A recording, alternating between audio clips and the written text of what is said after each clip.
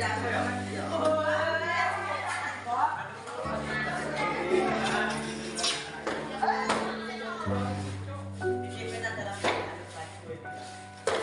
saya beri kelas bu. Saya beri kelas bu. Dulu kita goblok malah dijam. Barang dulu nih kita dulu. Barang dulu. Orang dulu. Cari apa? Bisa bu. Disiplin dong. Saat. Belajar kita.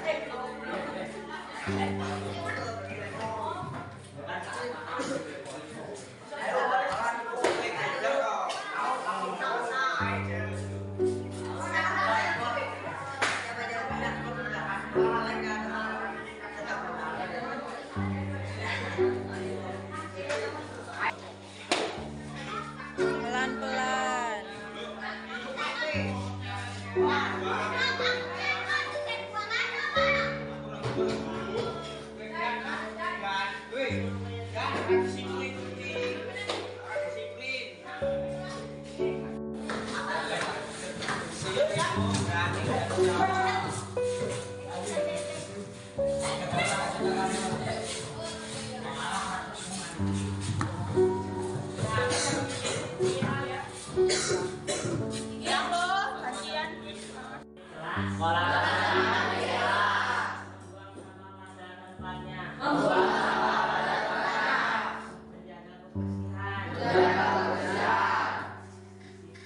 Disiplin. Satu rapi. Dua patuh tata tertib sekolah. Tiga tepat waktu. Empat berpakaian sesuai peraturan.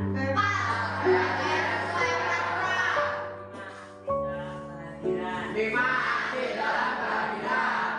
Dilarang di akhir sekolah atau saat sekolah.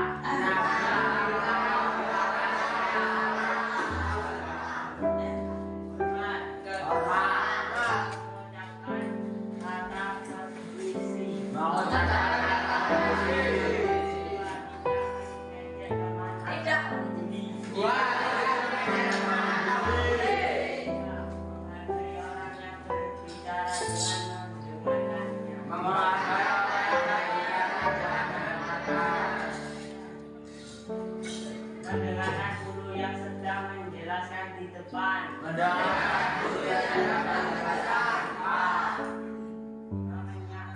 guru dan teman. Jujur. Mengerjakan tugas. Menyampaikan. Dua. Berkata apa adanya. Tiga. Menghargai teman dan barang miliknya.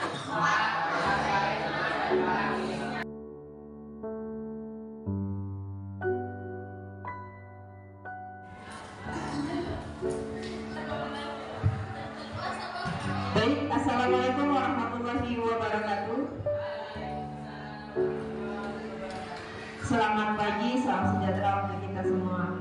Sebelumnya saya ucapkan terima kasih kepada Bapak dan Ibu guru yang berkenan hadir dalam mengikuti pengimbasan modul 1.4 tentang budaya positif di sekolah. Perkenalkan, saya Sulistyo Rini, tentunya Bapak Ibu sudah kenal sama saya. Saya adalah CPG CG.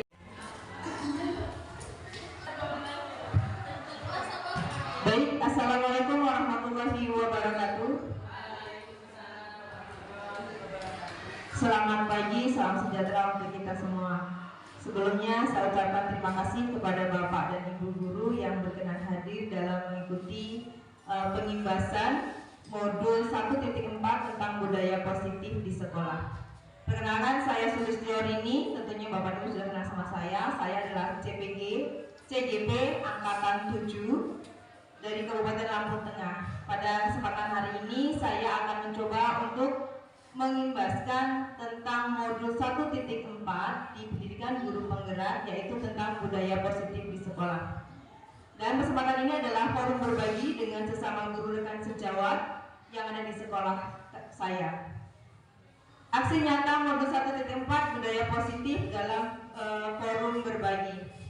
Tentunya kita sebagai guru mengharapkan budaya positif ada di sekolah kita. Kenapa demikian? Karena dengan adanya budaya positif diharapkan anak-anak akan mempunyai watak dan kebajikan yang akan mereka mereka bawa sampai di dewasa nanti. Tujuan dari kegiatan ini adalah untuk berbagi ilmu tentang apa yang sudah saya sampaikan atau saya dapatkan di pendidikan guru penggerak selama kurang lebih 2 bulan terakhir.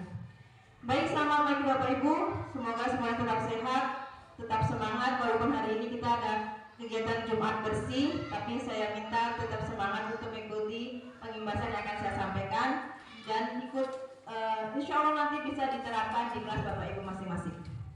Untuk selanjutnya kita akan masuk ke berikutnya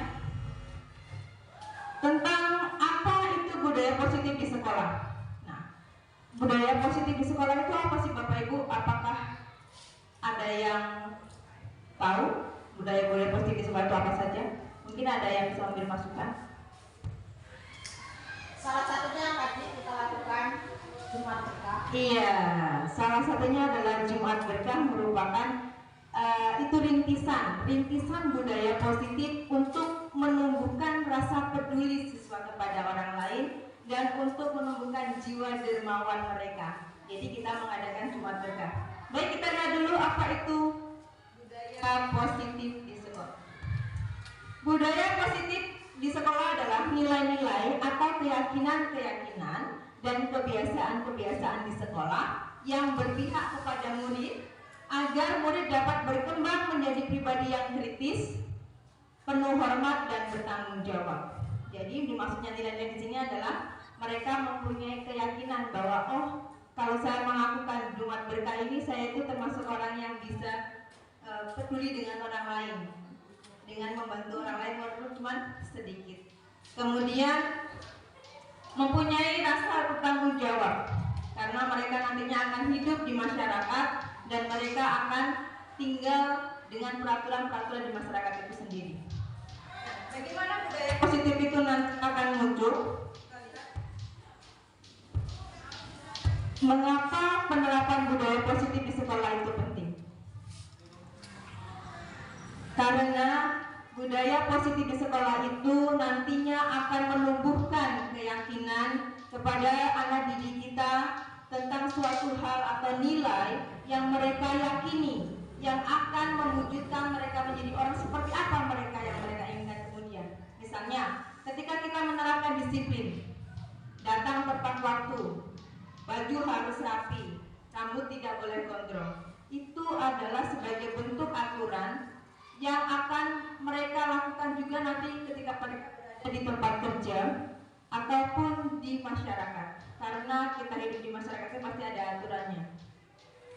Kemudian membentuk budaya positif sekolah itu karena sekolah itu adalah tempat benih-benih kebudayaan yang harus kita terapkan. Karena sebagai guru kita itu harus bisa menumbuhkan atau memberi teladan hal-hal yang baik atau hal yang positif di sekolah. Karena apa? Murid kita adalah penerus kita, penerus kebudayaan kita, baik di daerah kita ataupun di Indonesia nantinya. Karena mereka adalah generasi penerus kita. Baik, kita lanjutkan. Budaya positif di sekolah itu diharapkan akan menumbuhkan profil pelajar Pancasila seperti yang sudah digaungkan oleh Menteri Pendidikan kita, bahwa di kurikulum Merdeka nanti maka yang diambil adalah profil pelajar Pancasilanya. Ya, ada 6 profil pelajar Pancasila. Yang pertama adalah beriman, bertakwa kepada Tuhan Yang Maha Esa dan berakhlak mulia. Kemudian mandiri, bernalar kritis, kemudian berpendidikan tunggal, bergotong royong dan kreatif. Itu adalah dimensi dari profil pelajar Pancasila. Dan keenam itu nanti akan dibagi ke elemen-elemen selanjutnya. Kita lanjutkan. Nah, ini yang paling penting, bagaimana cara kita menerapkan budaya positif di sekolah. Ini yang harusnya saya tebarkan, saya bagikan kepada Bapak Ibu agar kelasnya atau sekolahnya menjadi berbudaya positif. Baik, kita lihat konsepnya. Konsep yang terkait budaya positif. Yang pertama adalah perubahan paradigma belajar. Yang kedua, disiplin positif. Yang ketiga, motivasi perilaku manusia. Yang keempat, kebutuhan dasar manusia. Yang kelima, posisi kontrol restitusi. Yang keenam, keyakinan kelas. Dan yang terakhir adalah segitiga restitusi. Saya akan bahkan satu persatu tentang konsep yang terkait dengan budaya positif di sekolah. Yang pertama, perubahan paradigma belajar. Dalam perubahan paradigma belajar itu ada 3 hal yang harus kita rubah mindset kita sebagai guru. Yang pertama, pembelajaran berpihak pada murid. Di sini kita sebagai guru tidak boleh mengekang murid harus seperti saya mau. Karena menurut Ki Hajar Dewantara, murid itu mempunyai catatan sendiri yang masih buram. Dan kita sebagai guru harus menebalkannya dan menghilangkan catatan-catatan negatif, bahkan harus menghapusnya. Maka dari itu kita harus tahu makna dari trilogi pendidikan Ki Hajar Dewantara. Pembelajaran berpihak pada murid di sini bermaksud juga kita harus melihat bakat potensi yang dimiliki oleh murid itu. Kemudian pembelajaran diferensiasi juga akan dilakukan di kurikulum Merdeka dan kita harus belajar dari sekarang. Kemudian yang berikutnya, penanaman keterampilan murid abad 21. Selama ini yang kita lakukan hanya kita mentransfer ilmu, ya. Mungkin kita juga melakukan pendidikan dengan cara peneladanan atau pembiasaan. Nah, tetapi kita lupa bahwa mereka itu adalah generasi di abad 21. Mereka itu sudah harus mempunyai keterampilan tersebut. Misalnya, mereka berpikir kritis. Ya. Kalau misalnya Bapak dan Ibu guru waktu mengajar dikritisi oleh anak, Bu, ngajarnya jangan cepat-cepat. Bu, ngomongnya jangan keras-keras. Bu, jangan terlalu pelan. Jangan langsung marah ke anak, karena anak juga punya hak untuk berpendapat. Itu ada namanya merdeka belajar. Jadi kita ikuti apa yang anak mau, belajar seperti apa, ya. Kemudian pembelajaran berpihak pada murid juga tidak harus di dalam kelas. Ikuti murid itu mau belajar seperti apa, berdasarkan usia mereka. Kalau usia SD sampai SMP saya rasa masih menggunakan diraja. Dia masih menggunakan rajanya untuk belajar, ya, untuk mengenali objek. Bahkan mereka itu susah untuk berhenti, suka bergerak. Bahkan kadang mereka mengekspresikan belajar mereka dengan gambar. Itu namanya belajar diferensiasi. Kemudian yang selanjutnya, perubahan gaya belajar. Anak-anak zaman dulu mungkin belajar dengan cara mencatat, diberikan buku itu mungkin sudah cukup. Tapi kalau anak zaman sekarang itu lebih kepo, ya Bapak Ibu, ya. Dia itu pengen tahu. Kalau cuma dikasih buku, kemudian dikasih gambar tanpa ada penjelasan, maka mereka akan cari kemana? Sedangkan selama ini yang mereka dapat adalah saya belajar dari Bapak Ibu guru. Saya tidak bisa dari mana-mana. Nah, di sini makanya untuk kedepannya kita gunakan student center atau belajar berpusat kepada murid. Kita sebagai guru memfasilitasi, mendampingi, dan memberikan menjadi media untuk mereka. Jangan takut untuk berbuat yang baru. Mari kita sama-sama untuk membebaskan, bukan membebaskan yang sebebas-bebasnya maksudnya di sini, tetapi kita ikuti anak didik kita. Dia mau belajar seperti apa, kita lakukan seperti yang mereka mau, ya. Kemudian untuk budaya positif selanjutnya,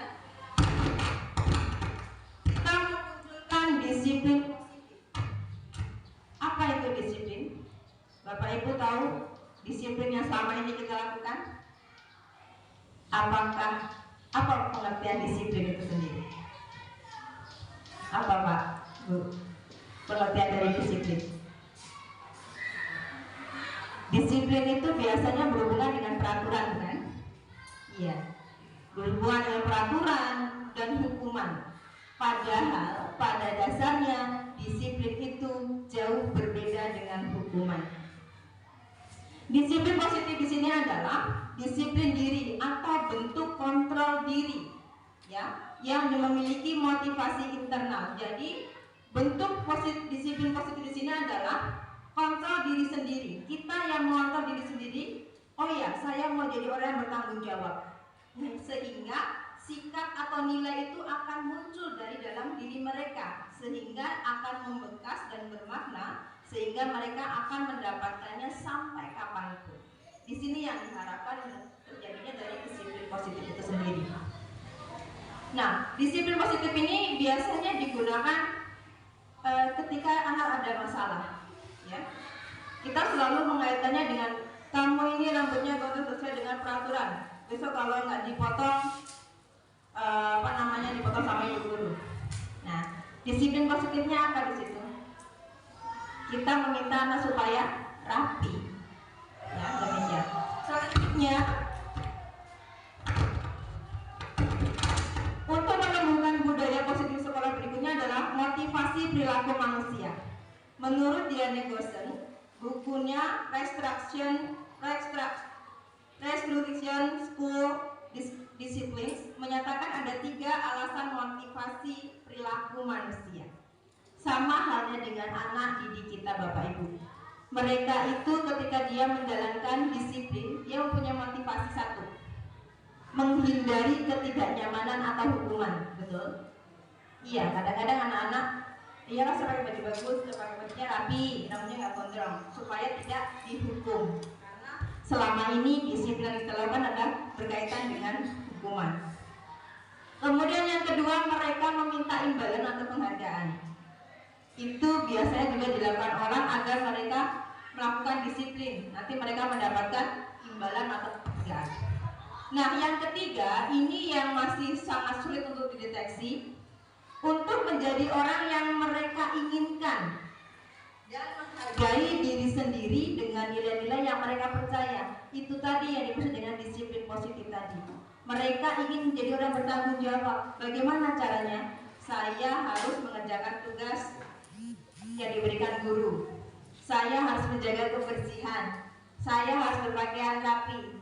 Itu muncul dari dalam diri murid itu sendiri sebagai bentuk nilai tanggung jawab mereka. Nah, di situ harus ada motivasi yang harus mereka lakukan, yaitu ingin menjadi diri mereka sendiri yang mereka inginkan. Mereka menjadi apa? Menjadi apa? Menjadi seperti apa? Itu yang harus kita pupuk di situ. Bagaimana cara kita memberi motivasi kepada anak didik kita? Yang selanjutnya, untuk membentuk suatu budaya positif di sekolah, kita juga harus mengetahui kebutuhan dasar manusia. Kebutuhan dasar manusia di sini yang pertama adalah kebutuhan bertahan hidup. Bapak Ibu pernah tanya nggak dalam kelas? Ada yang pagi ini? Pernah ya? Iya. Kalau anak didik kita belum makan, otomatis konsentrasinya akan berkurang. Pasti dia masih mikirin perutnya yang lapar, ya. Kemudian cinta dan kasih sayang. Pastinya anak didik kita banyak sekali yang membutuhkan itu. Karena secara tidak langsung di background mereka ada beberapa anak yang broken home. Mereka sangat ingin membutuhkan kasih sayang. Kalau di rumah mereka kurang perhatian dari orang tua, di sekolah kita juga tidak memperhatikannya. Lantas mana anak itu akan mencari kasih sayangnya? Bukankah sekolah adalah rumah kedua buat mereka? Jadi mari kita sebagai dewan guru, juga sebagai orang tua kedua mereka di sekolah, mari kita merangkul anak didik kita, penuhi kebutuhan kasih sayang mereka.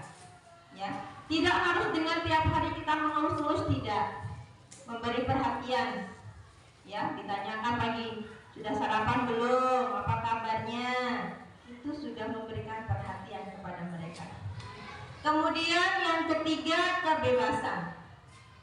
Kebebasan di sini bukan berarti anak dibebaskan, dilepas luas, tidak. Tetapi diberikan kebebasan dalam mereka berekspresi, berpendapat.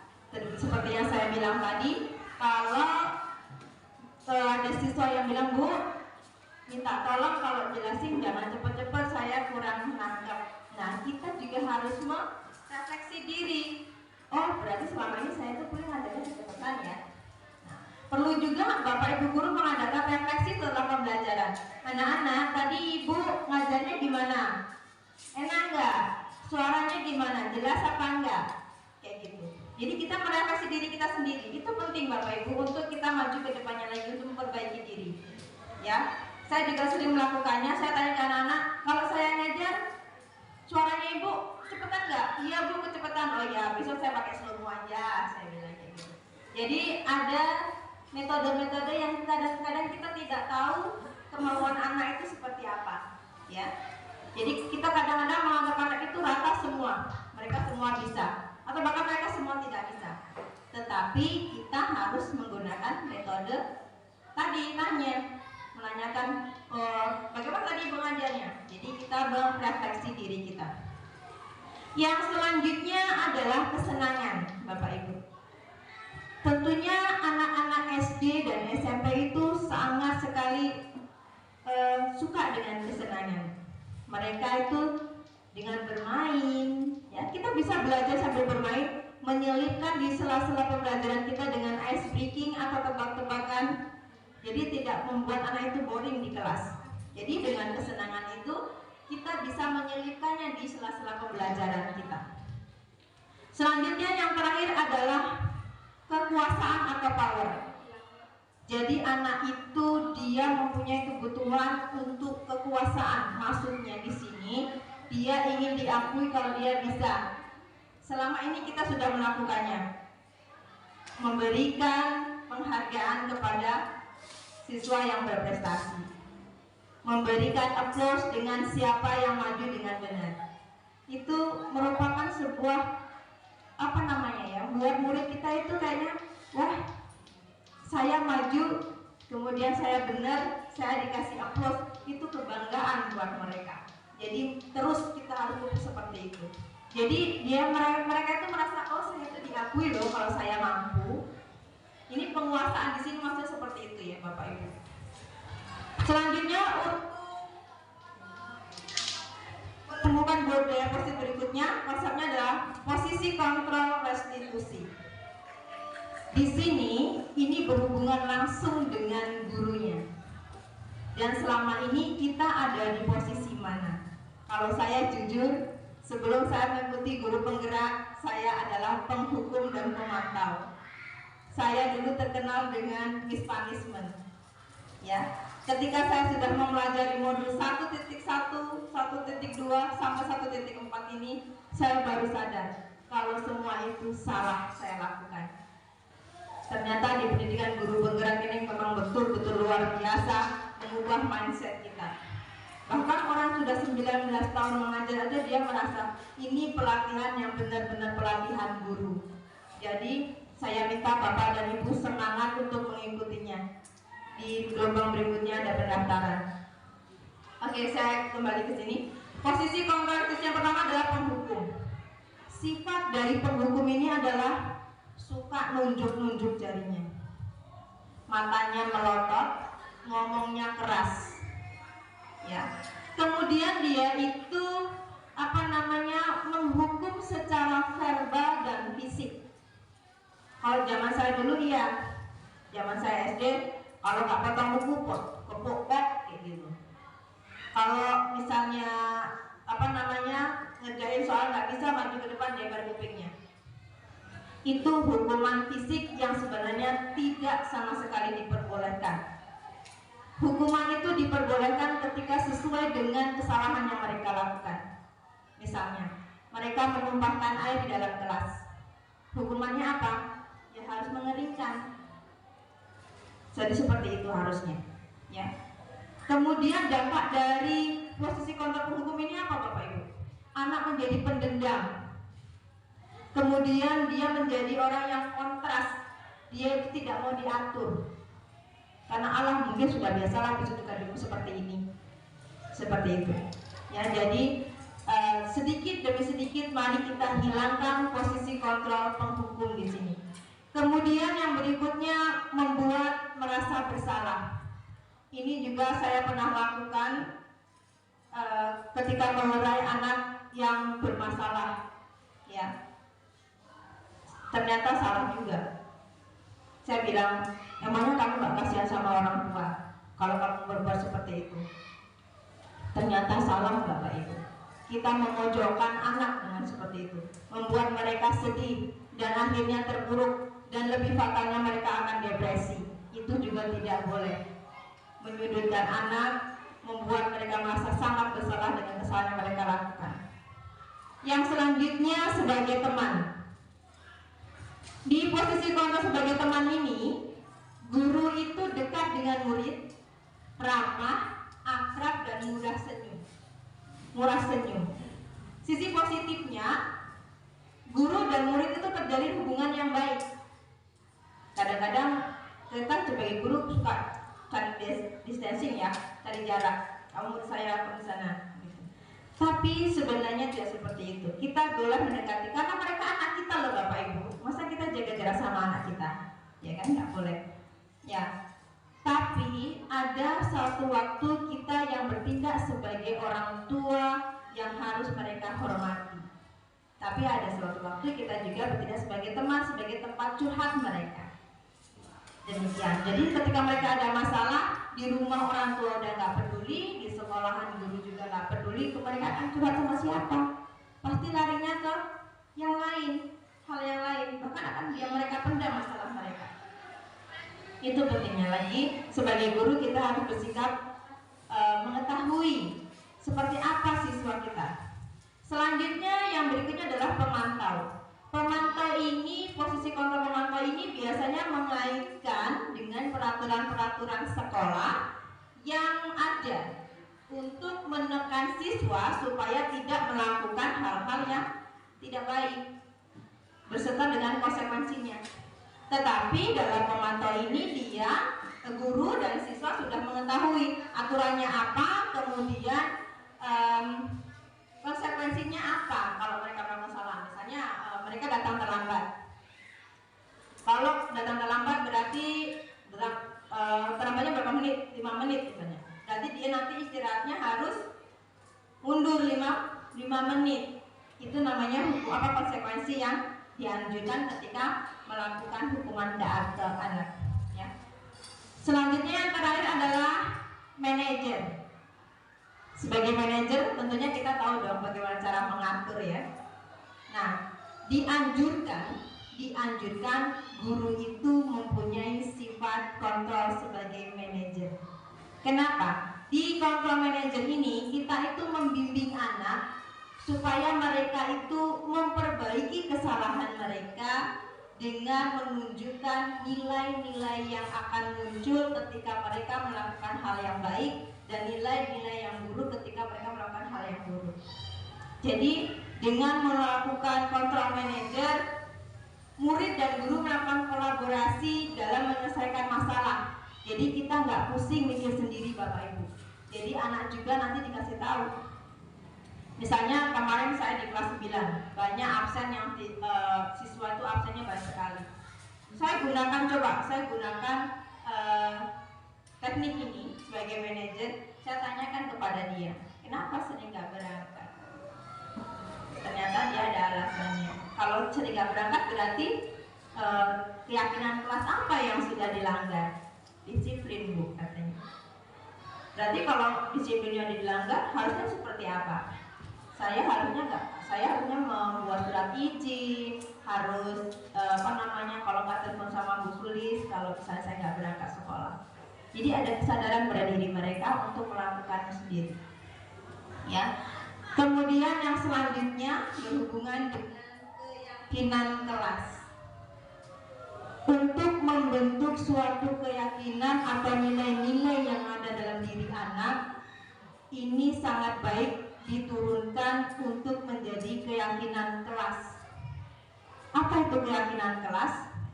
Keyakinan kelas ini berupa pernyataan-pernyataan universal yang dibuat dalam bentuk kalimat positif. Ya, boleh 3 atau sampai dengan 7, jangan banyak-banyak. Kalau banyak-banyak nanti anak-anak lupa. Ya, saya kemarin sudah bikin contoh keyakinan kelas, ada tanggung jawab, disiplin, hormat, dan jujur.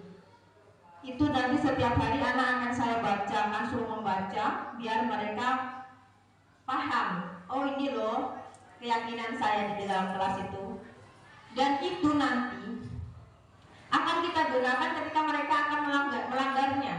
Ya, ketika mereka melanggarnya. Kemudian misalnya tanggung jawab, mereka nggak mengerjakan PR. Nah, kita langsung tanyakan, kalau nggak mengerjakan PR berarti keyakinan kelas apa ya yang sudah dilanggar? Terus kalau seperti itu harus seperti apa? Harus bagaimana? Ya, jadi dengan membalikan apa yang mereka lakukan itu dengan menggunakan keyakinan kelas.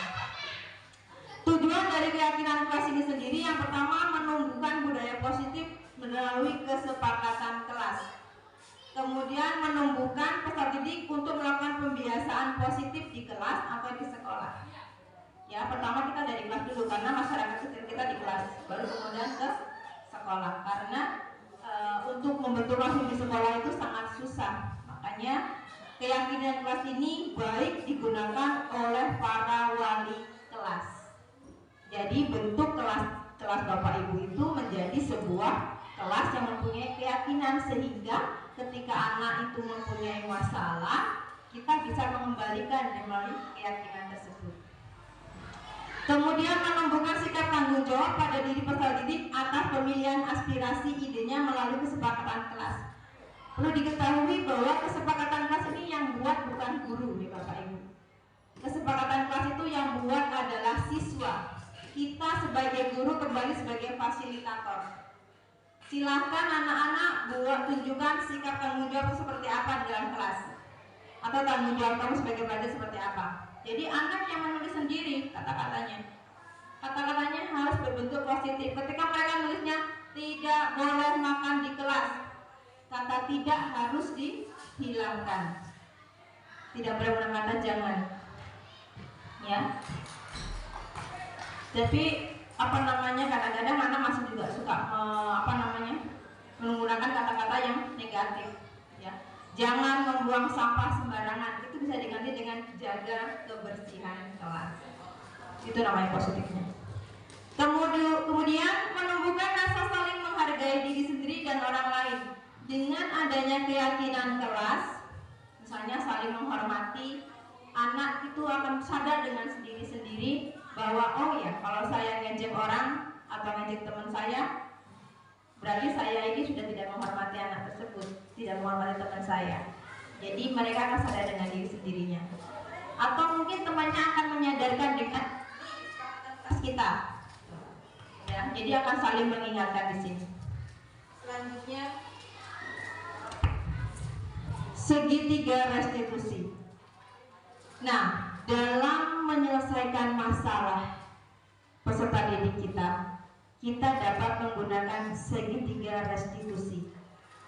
Segitiga restitusi ini sudah dirancang sedemikian rupa agar anak kita dapat menyelesaikan masalah tanpa menimbulkan masalah, tetapi dengan solusi yang mereka buat sendiri dengan bimbingan kita sebagai guru. Ya, ada beberapa cara dalam segitiga restitusi ini. Yang pertama, melalui keyakinan kelas, apa yang kita sepakati. Jadi tadi saya bilang, kalau anak itu melanggar keyakinan kelas, kita kembalikan keyakinan kelas itu. Yang dilanggar apa? Kita sambungkan dengan kesepakatan kelas atau keyakinan kelas yang sudah kita bentuk. Kemudian kita tanyakan lagi. Untuk segitiga restitusi itu ada 3 bagian yang harus kita lakukan. Pertama adalah menstabilkan identitas. Menstabilkan identitas di sini maksudnya ketika anak berbuat salah, kemudian kita bilang kamu ini begitu terus, maka anak itu dalam identitas gagal. Ya, kita boleh menstabilkan identitas ini untuk identitas yang positif. Misalnya anak itu melakukan kesalahan menyontek. Kita bisa menegurnya dengan, memang sih menyontek itu gampang, tetapi kenapa kamu nggak mencoba sendiri? Itu menstabilkan identitas. Jadi anak itu tidak langsung down. Ya, kita menggunakan kata-kata yang baik tadi. Kenapa mencoba sendiri? Seperti itu. Kemudian setelah menstabilkan identitas, kemudian memvalidasi tindakan yang salah.